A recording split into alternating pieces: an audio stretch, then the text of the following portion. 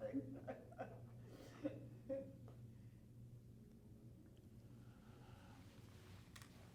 So here's the topic today.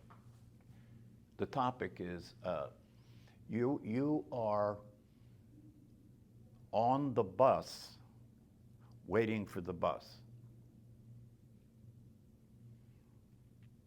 You are on the bus waiting for the bus. So if you get that, right, what you're getting is that anything you do to attempt to be who you are is an action of the personality. Anything you do to attempt to be what you are is a step away from what you are. Right? It's like if you were already on the bus waiting for the bus, there you are on the bus, right? Now, how are you going to know when the bus gets there? You're on the bus waiting for it. How are you going to know when the bus gets there? It'll never get there. Yeah, it can't get there because if you think you're waiting for the bus, you think you're not on it, right? Yeah, but you are on it. So how are you going to get from thinking you're not on it to being on the bus?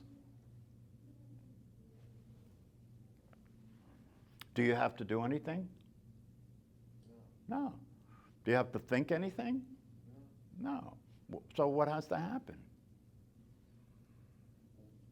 Waiting infers like something in the future, which is time related. Sure. You know, and you're just the present moment the bus doesn't even matter. Yeah.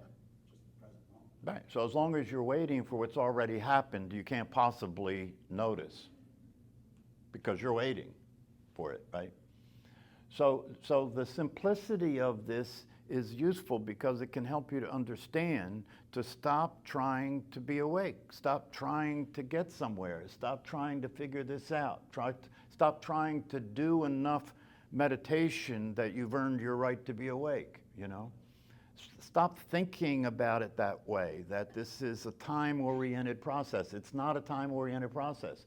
The only place you can ever experience the truth is now, never in the future. So if you're waiting, you're already off the chart. You're not in the game anymore if you're waiting.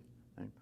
So if you're on the bus waiting for the bus, the only possibility is for you to notice, right? And noticing does not involve that you did do anything, right? It involves that you stopped identifying the thinking to be relevant. You stop identifying the thought, I am waiting for the bus, to have any relevance. You know, you have to be willing to look instead of continuing to identify with what you think. As long as you're using what you think to be awake, you can't wake up. As long as you're using what you think to be awake, you can't wake up. It's when you're not thinking that you're yourself. It's when thinking isn't happening that you're yourself. Or it's when thinking is happening and the thinking is occurring to you as thinking.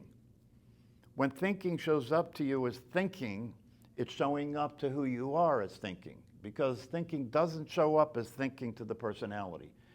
Thinking doesn't show up to thinking. The thinking shows up to the personality as I think, not thinking happening. No, it's I think, not thinking happening, right? Yeah, so one of the ways to practice then is to, what do you practice? Yeah, you know, we talk about practice. What do you practice? You know, if you're already on the bus waiting for the bus, what do you practice? Being on the bus, relax and enjoy the ride. Okay, well, but don't forget, if you're on the bus waiting for the bus, right, that you think you're somewhere that you're not. You think you're somewhere that you're not. So you're on the bus waiting for the bus, thinking you're somewhere that you're not. You know,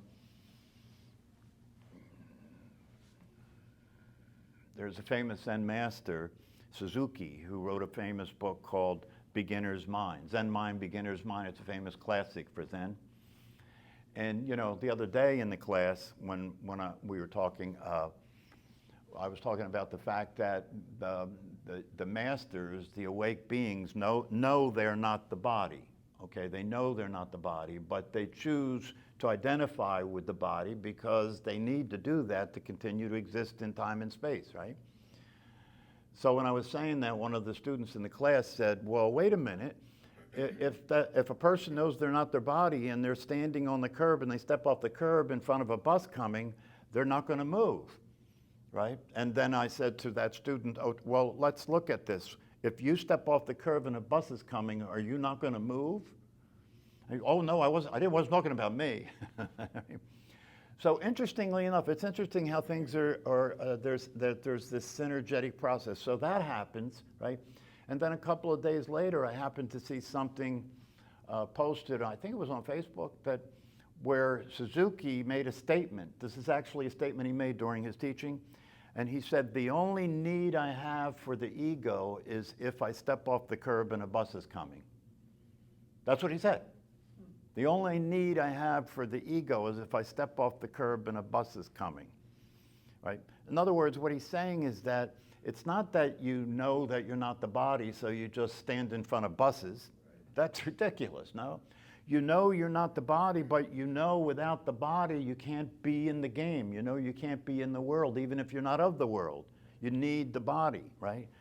It's just like saying that your relationship to your car, right? You know you're not your car, but because you know you're not your car, you don't just give your car to somebody else. No. If you know you're not your car, you take care of your car, and you know you need your car if you intend to go anywhere, right? If you tend to use the vehicle to travel in the world. Same thing with the body. If you choose to use the vehicle to travel in the world.